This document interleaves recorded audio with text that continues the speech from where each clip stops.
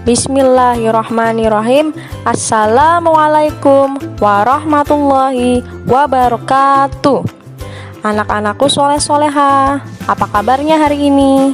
Selamat datang kembali di video pembelajaran tematik tema 2, subtema 1, pembelajaran 1 dan 2. Mari kita simak bersama-sama.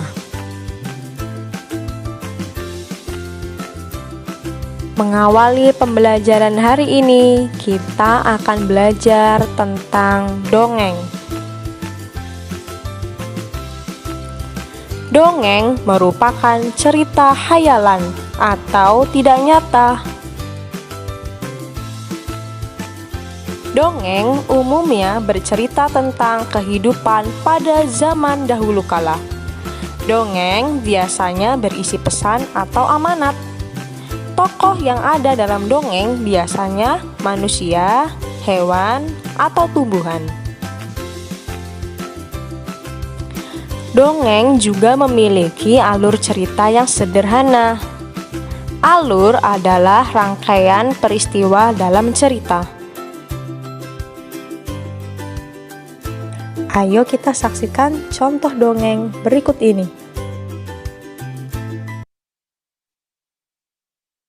Kelinci yang rakus.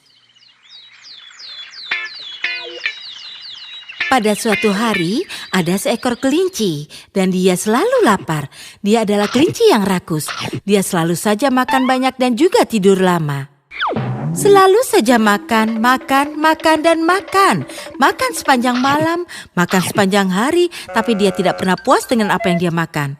Suatu ketika, kelompok kelinci menyerbu ladang sayuran. Semua kelinci makan dengan cepat, tapi si kelinci rakus tidak berhenti makan. Salah seekor kelinci mengingatkan, "Hei kau makanlah dengan cepat. Kalau tidak pemilik ladang akan datang dan melempari kita dengan batu." Si kelinci rakus pun menjawab, "Tolong biarkan aku makan lagi, aku akan makan banyak. Lalu kita akan kembali."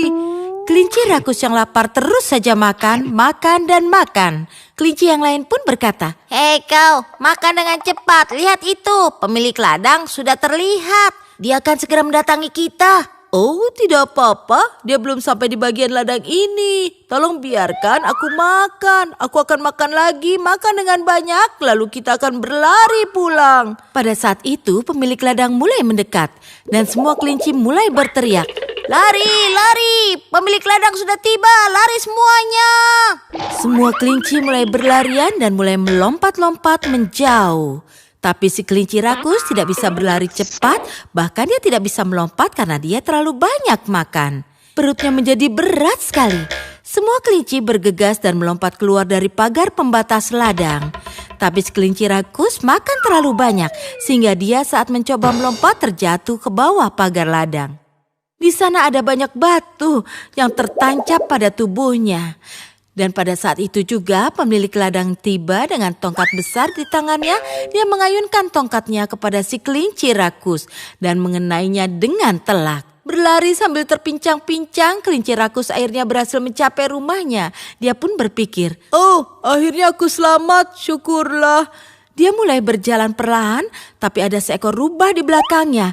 Dan tiba-tiba rubah itu mulai berlari ke arah para kelinci. Semua kelinci lain masuk ke dalam rumah, tapi si kelinci rakus tertinggal jauh di belakang. Pada saat dia memasuki rumah, perutnya besar, amat berat, dan membengkak dengan makanan, sehingga dia tersangkut di pintu. Semua kelinci menariknya dari dalam, dan rubah menggigit ekornya. Itu seperti sebuah tarik tambang.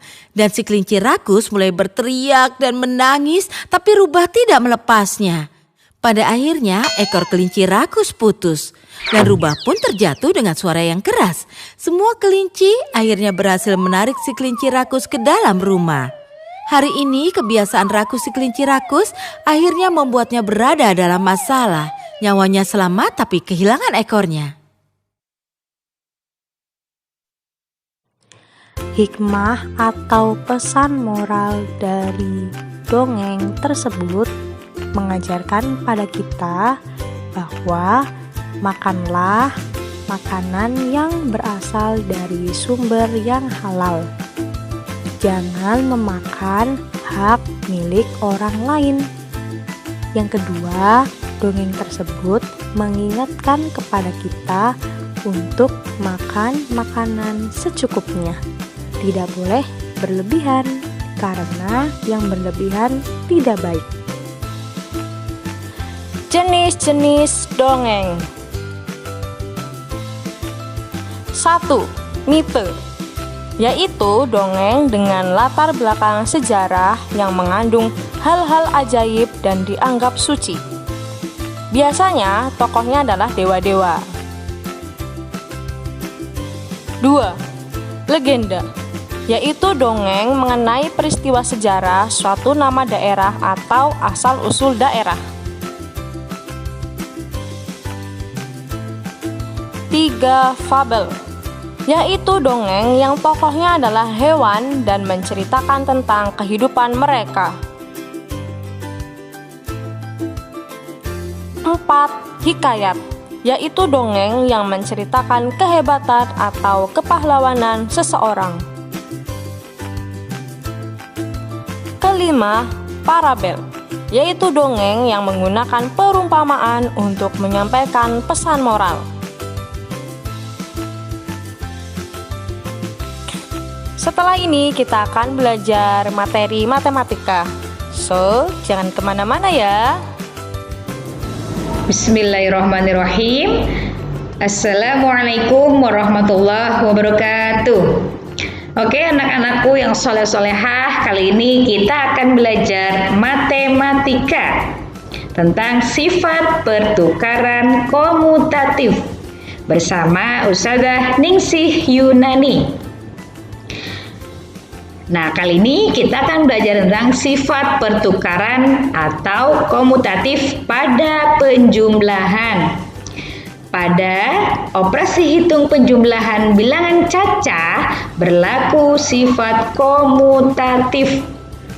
Sifat komutatif disebut juga sifat pertukaran. Penggunaan sifat-sifat operasi hitung ini dapat mempermudah menyelesaikan soal. Sifat komutatif penjumlahan dapat ditulis A ditambah B sama dengan B ditambah A. Ingat-ingat ya nak ya. Ulangi lagi. A ditambah B sama dengan B ditambah A. Oke, next. Nah, kita kerjakan contoh soal ini ya. Yang pertama, soalnya ini 1. Ibu meletakkan 3 tangkai bunga mawar di vas besar dan 4 tangkai di vas kecil. Berapa jumlah tangkai bunga mawar seluruhnya? Jawabannya itu, nah, di vas yang besar itu ada 3 tangkai, ditambah vas kecil ada berapa tangkai? 4. Sama dengan 3 ditambah 4, jawabannya 7. Jadi, ibu mempunyai 7 tangkai di vas bunga. Next. Ya, soal cerita yang kedua. Jika ibu menukarnya menjadi meletakkan 4 mawar di vas besar dan 3 tangkai mawar di vas kecil, berapa jumlah tangkai bunga mawar ibu sekarang? Jawabannya, nah, sekarang di vas besar ada berapa? 4. Di vas kecil ada 3. Jadi 4 ditambah 3 sama dengan 7 tangkai. Kesimpulannya, hasil penjumlahan 2 bilangan cacah akan sama hasilnya walaupun kedua bilangan tersebut ditukar. Oke? Nah, anak soleh-solehah, silahkan kalian belajar lebih giat lagi, ya. Nah, syukran kasiran. Manusia adalah makhluk sosial yang saling memerlukan satu sama lain. Setiap manusia harus saling menghargai. Jika ada seseorang yang selalu berbuat baik kepada kita perlu mengucapkan terima kasih. Mengucapkan terima kasih merupakan salah satu perbuatan terpuji yang sesuai dengan pengalaman sila Pancasila, yaitu sila kedua. Mengucapkan terima kasih dapat membuat hati kita menjadi senang. Dengan berterima kasih, artinya kita menghargai dan menghormati orang yang telah berbuat baik kepada kita.